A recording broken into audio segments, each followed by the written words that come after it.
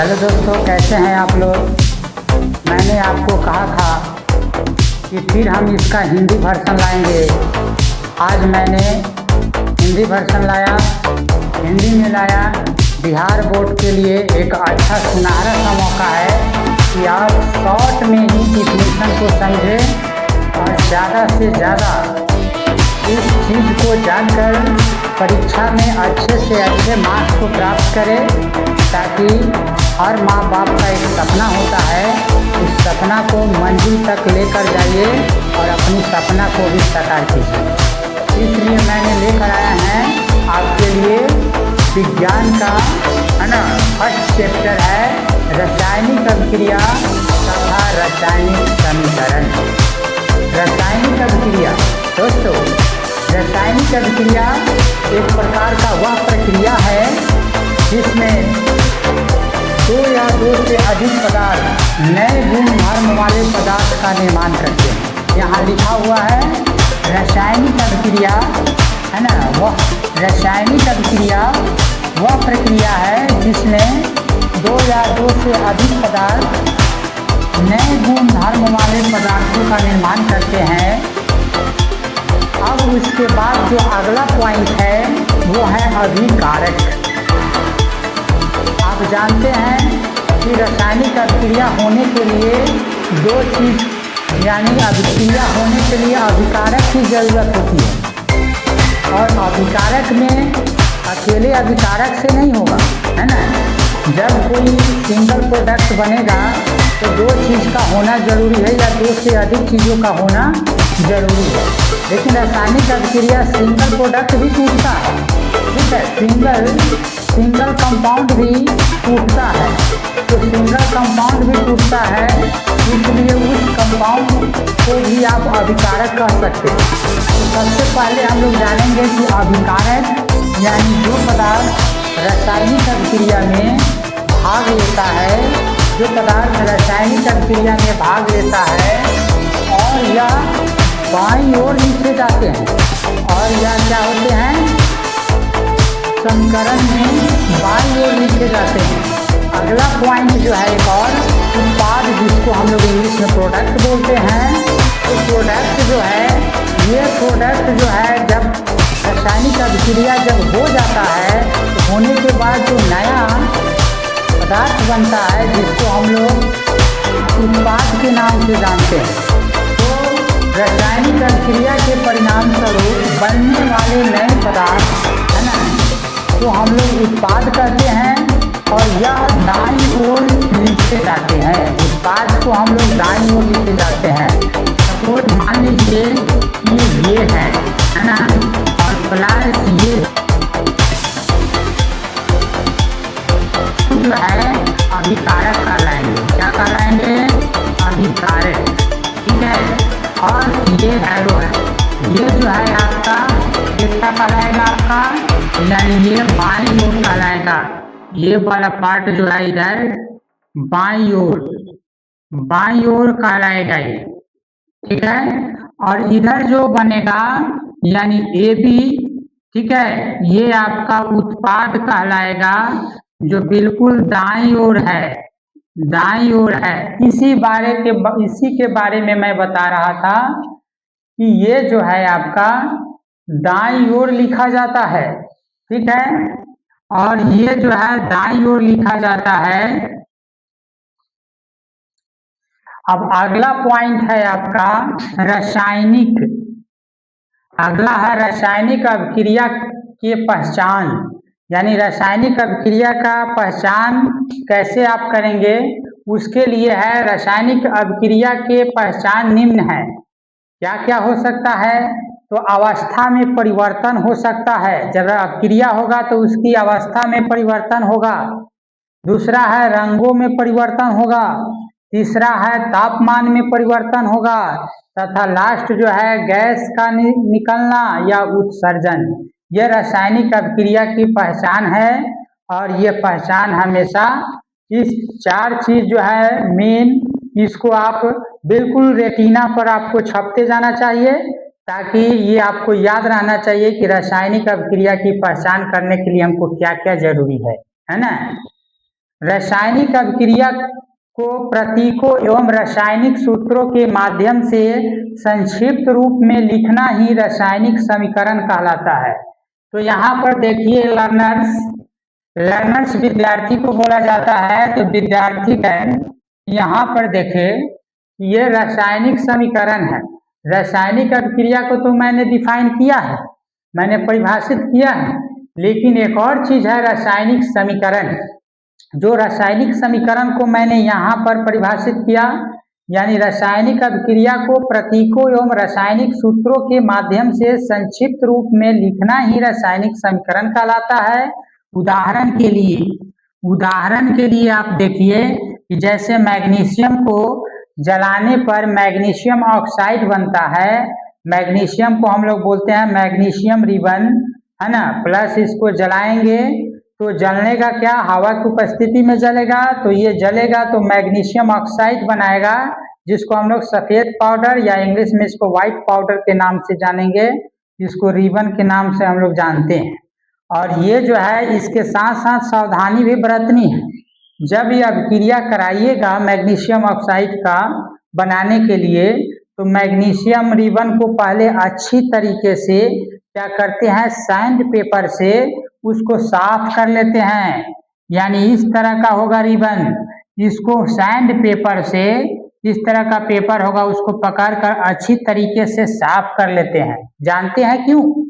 इसलिए कि ये इस पर जो है इन्वायरमेंट में पहले से ही इस पर ऑक्साइड का परत चढ़ जाता है, पहले से ही ऑक्सीजन का परत ऑक्साइड बना लिए रहता है, ताकि आप अगर अभिक्रिया कराना चाहिएगा तो वो ऑक्साइड बनकर ये क्या हो जाता है, अभिक्रिया को होने नहीं देगा, यानी अस्थाई हो जाता है। तो हम लोग क्या करते हैं कि ये सैंड पेपर को लेकर इसको अच्छी तरह से साफ कर लेते हैं, ताकि ऑक्साइड का परत हट जाए, और फिर मैग्नीशियम को नए सिरे से हम लोग क्या करते हैं, अभिक्रिया कराते हैं। और अभिक्रिया कराने के बाद ये व्हाइट पाउडर मैग्नीशियम ऑक्साइड बनाते हैं।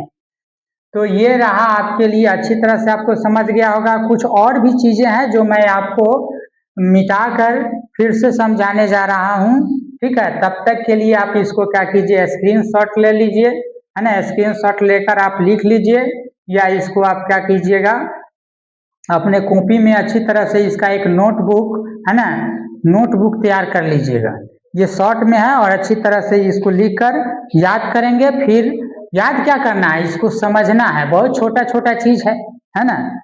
चलिए हम कुछ और चीज इसके बारे में बताएंगे कि रासायनिक अभिक्रिया को संतुलित करने के लिए क्या क्या करना होता है, संतुलित कैसे किया जाता है, उसमें संतुलित के कुछ नियम होंगे, है ना।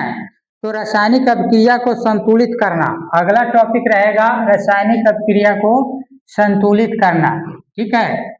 तो अब ये टॉपिक हो जाएगा रासायनिक अभिक्रिया को संतुलित करना।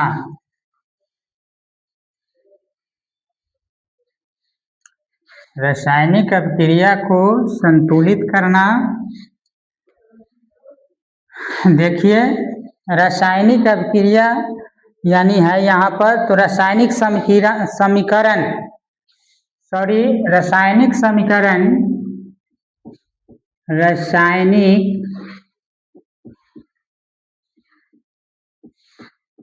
समीकरण को संतुलित करना, ठीक है। ये चीज रहा आपके लिए, रासायनिक समीकरण को संतुलित करना। ये चीज रहा द्रव्यमान संरक्षण के नियम के अनुसार। देखिए द्रव्यमान, है ना,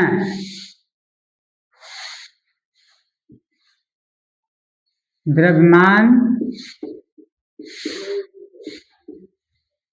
संरक्षण के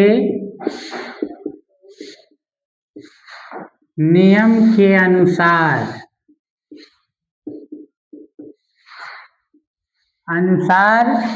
क्या करेंगे हम लोग, किसी भी पदार्थ को, यानी द्रव्यमान संरक्षण के नियम के अनुसार किसी भी रासायनिक अभिक्रिया, यानी किसी भी रासायनिक अभिक्रिया किसी भी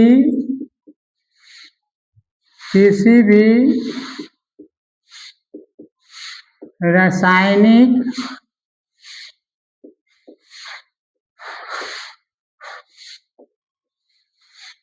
अभिक्रिया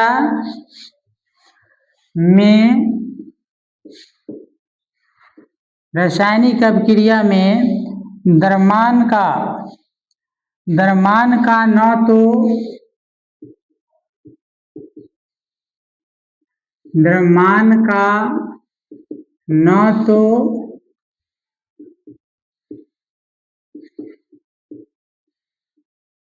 निर्माण होता है और न ही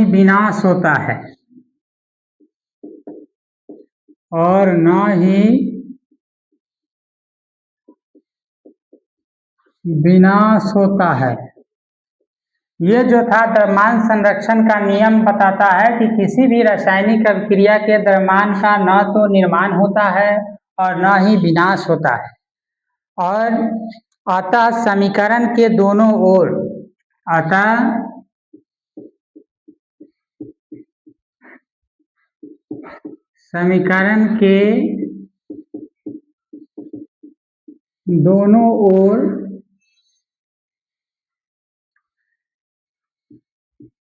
अभिकारक तथा उत्पाद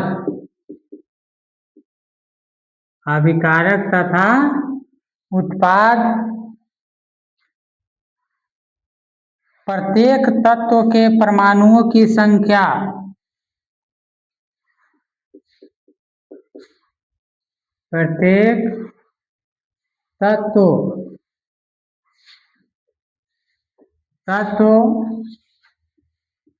के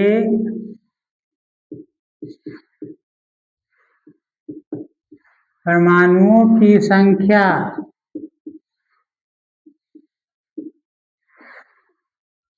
संख्या समान होनी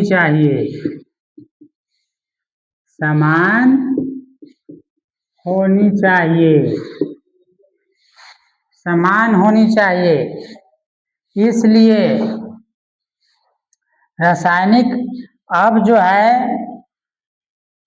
यानी जब भी आप समीकरण को संतुलित करेंगे तो ये ध्यान में बात को रखेंगे कि समीकरण के दोनों ओर, यानी एक तरफ यानी बाईं ओर अभिकारक रहेगा और दाईं ओर उत्पाद रहेगा, तो प्रत्येक यानी अभिकारक में भी और उत्पाद में भी प्रत्येक में जो है परमाणुओं की संख्या समान होनी चाहिए। ये बिल्कुल दिमाग को खोलकर बैठा लीजिए, है ना, तब ये जाकर आप क्या कीजिएगा, समीकरण को संतुलित कर पाइएगा। ठीक है, तो ये द्रव्यमान संरक्षण के नियम के मुताबिक बताया जाता है। रासायनिक अभिक्रिया के प्रकार, रासायनिक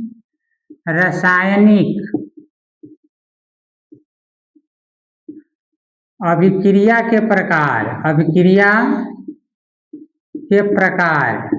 अभिक्रिया के प्रकार तो निम्न है। पहला आता है रासायनिक अभिक्रिया के प्रकार में, पहला आता है संयोजन अभिक्रिया। संयोजन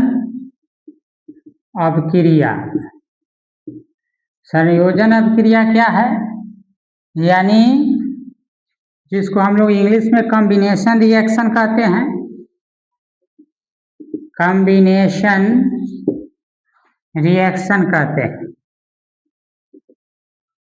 है ना, कॉम्बिनेशन रिएक्शन।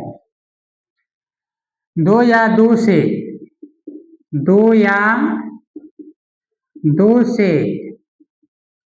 अधिक, है ना,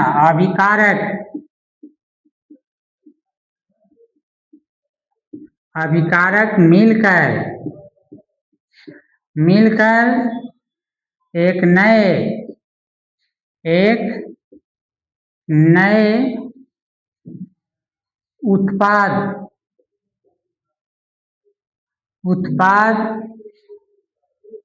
का निर्माण करते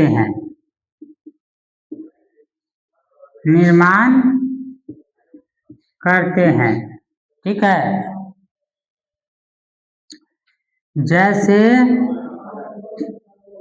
जैसे में देखिए कैल्शियम ऑक्साइड, ठीक है। अब क्रिया कर रहे हैं H2O से, जल से, ठीक है।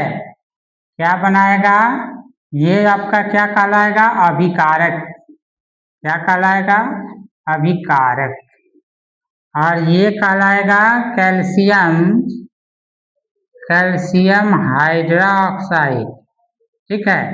संतुलित कर ले इसको, कैल्शियम एगो है, ऑक्सीजन देखिए 2 है, ऑक्सीजन यहाँ पर 1 और 1 2 है, हाइड्रोजन 2 है, हाइड्रोजन भी 2 है, पहले से ऑलरेडी ये संतुलित है, तो ये उत्पाद कहलाएगा। क्या कहलाएगा, उत्पाद कहलाएगा। तो आप जान गए इसमें परमाणु की संख्या भी समान है दोनों तरफ। इस तरीके से हम लोग क्या करते हैं, रासायनिक समीकरण को संतुलित करते हैं। और संतुलित करने में यह पहला अभिक्रिया है, यानी संयोजन अभिक्रिया, जिसको कॉम्बिनेशन रिएक्शन कहते हैं, और इंग्लिश में इसको 2 and more रिएक्टेंट, है ना, combine to form a new product that is called combination reaction.